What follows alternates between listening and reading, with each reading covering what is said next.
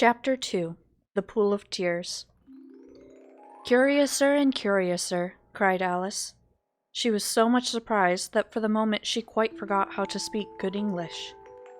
"Now I'm opening out like the largest telescope that ever was. Goodbye, feet."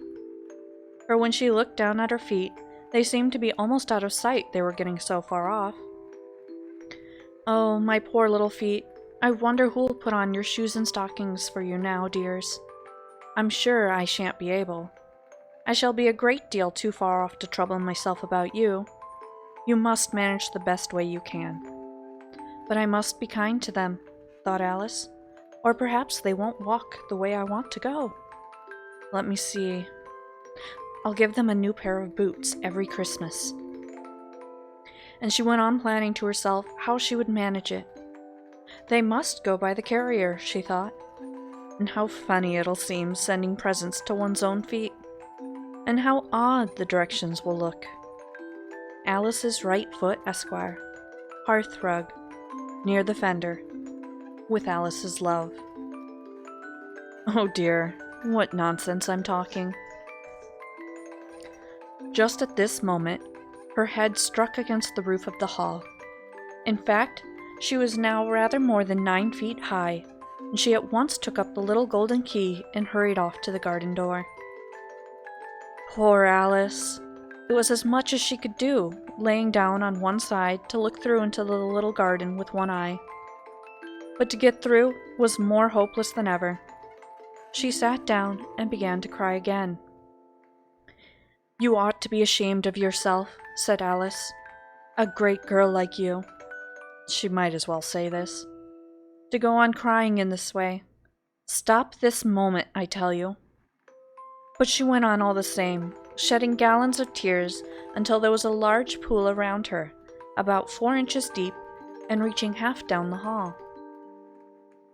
After a time, she heard a little pattering of feet in the distance, and she hastily dried her eyes to see what was coming.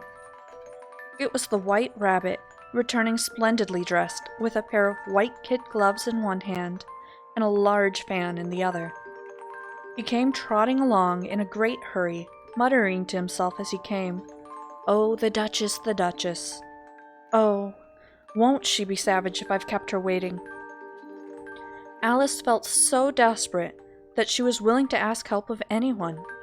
So when the rabbit came near her, she began in a low, timid voice, "If you please, sir." The rabbit started violently, dropped the white kid gloves and the fan, and scurried away into the darkness as hard as he could go. Alice took up the fan and gloves, and as the hall was very hot, she kept fanning herself all the time she went on talking. "Dear, dear, how queer everything is today. And yesterday things went on just as usual. I wonder if I've changed in the night. Let me think. Was I the same when I got up this morning? I almost think I can remember feeling a little different. But if I'm not the same, the next question is, who in the world am I? Ah, that's the great puzzle."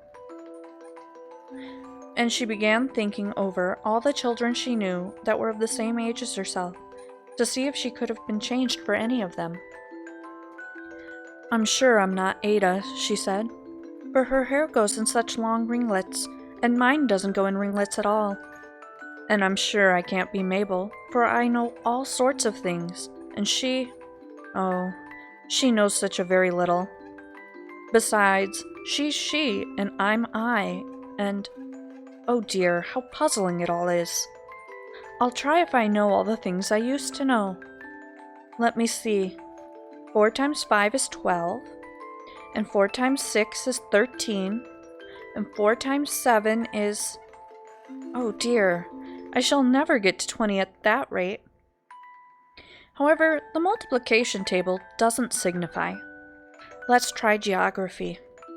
London is the capital of Paris, and Paris is the capital of Rome, and Rome... No, that's all wrong, I'm certain. I must have been changed for Mabel. I'll try and say, how doth the little? And she crossed her hands on her lap as if she were saying lessons, and began to repeat it. but her voice sounded hoarse and strange, and the words did not come the same as they used to. How doth the little crocodile improve his shining tail, and pour the waters of the Nile on every golden scale? How cheerfully he seems to grin, how neatly spreads his claws, and welcomes little fishes in with gently smiling jaws. I'm sure those are not the right words, said poor Alice, and her eyes filled with tears again as she went on.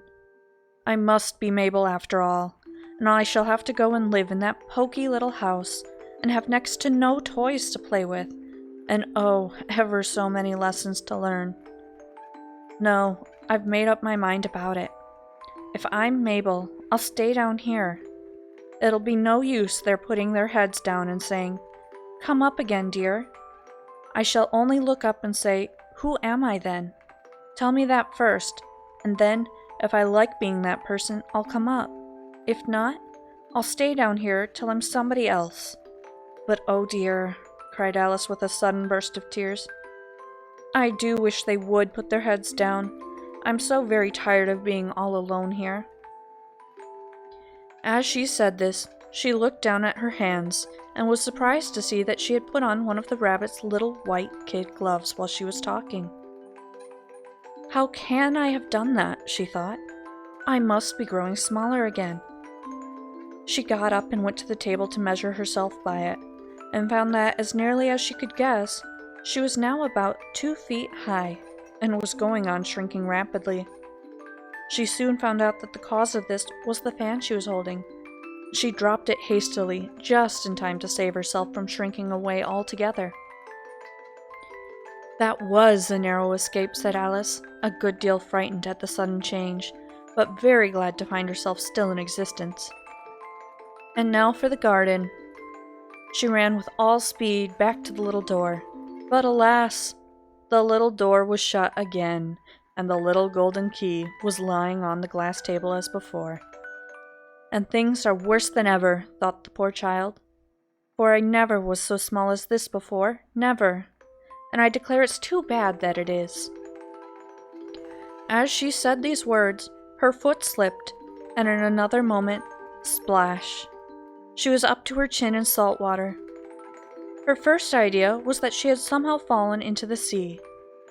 And in that case, I can go back by railway, she said to herself. Alice had been to the seaside once in her life, and had come to the general conclusion that whenever you go to the English coast, you find a number of bathing machines in the sea, some children digging in the sand with wooden spades, then a row of lodging houses, and behind them a railway station. However, she soon made out that she was in the pool of tears, which she had wept when she was 9 feet high. I wish I hadn't cried so much, said Alice as she swam about trying to find her way out. I shall be punished for it now, I suppose, by being drowned in my own tears. That will be a queer thing to be sure. However, everything is queer today. Just then she heard something splashing about in the pool a little way off, and she swam nearer to make out what it was. At first she thought it must be a walrus or hippopotamus, but then she remembered how small she was now, and she soon made out that it was only a mouse that had slipped in like herself. Would it be of any use now, thought Alice, to speak to this mouse? Everything is so out of the way down here, and I should think it very likely it can talk. At any rate, there's no harm in trying. So she began, "Oh, mouse, do you know the way out of this pool? I'm very tired of swimming about here, oh mouse." Alice thought this must be the right way of speaking to a mouse. She had never done such a thing before, but she remembered having seen in her brother's Latin grammar, "A mouse, of a mouse, to a mouse, oh mouse." The mouse looked at her rather inquisitively, and seemed to her to wink with one of its little eyes, but it said nothing. Perhaps it doesn't understand English, thought Alice. I dare say it's a French mouse, come over with William the Conqueror. For with all her knowledge of history, Alice had no very clear notion how long ago anything had happened. So she began again, "Oui, machette?" which was the first sentence in her French lesson book. The mouse gave a sudden leap out of the water and seemed to quiver all over with fright. "Oh, I beg your pardon," cried Alice hastily, afraid that she had hurt the poor animal's feelings. "I quite forgot you don't like cats." "Not like cats?" cried the mouse in a shrill, passionate voice. "Would you like cats if you were me?" "Well, perhaps not," said Alice in a soothing tone. "Don't be angry about it. And yet, I wish I could show you our cat Dinah. I think you'd take a fancy to cats if you could only see her. She's such a dear, quiet thing," Alice went on, half to herself, as she swam lazily about in the pool. "And she sits purring so nicely by the fire, licking her paws and washing her face. And she is such a nice, soft thing to nurse. And she's such a capital one for catching mice." "Oh, I beg your pardon," cried Alice again, for this time the mouse was bristling all over. She felt certain it must be really offended. "We won't talk about her any more if you'd rather not." "We indeed," cried the mouse, who was trembling down to the end of its tail. "As if I would talk on such a subject. Our family always hated cats. Nasty, low, vulgar things. Don't let me hear that name again." "I won't indeed," said Alice, in a great hurry to change the subject of conversation. Are you fond of dogs?" The mouse did not answer, so Alice went on eagerly. "There's such a nice little dog near our house I would like to show you. A bright-eyed terrier, you know, with oh, such long curly brown hair. And it'll fetch things when you throw them, and it'll sit up and beg for its dinner, and all sorts of things. I can't remember half of them. And it belongs to a farmer, you know. He says it's so useful, it's worth £100. He says it kills all the rats, and—" "Oh dear," cried Alice in a sorrowful tone. "I'm afraid I've offended it again." For the mouse was swimming away from her as hard as it could go, making quite a commotion in the pool as it went. So she called softly after it, "Mouse dear, do come back, and we won't talk about cats or dogs either if you don't like them." When the mouse heard this, it turned round and swam slowly back to her. Its face was quite pale, with passion, Alice thought, and it said in a low, trembling voice, "Let us get to the shore, and then I'll tell you my history, and you'll understand why it is I hate cats and dogs." It was high time to go, for the pool was getting quite crowded with the birds and animals that had fallen into it. There was a duck and a dodo, a lory and an eaglet, and several other curious creatures. Alice led the way, and the whole party swam to the shore.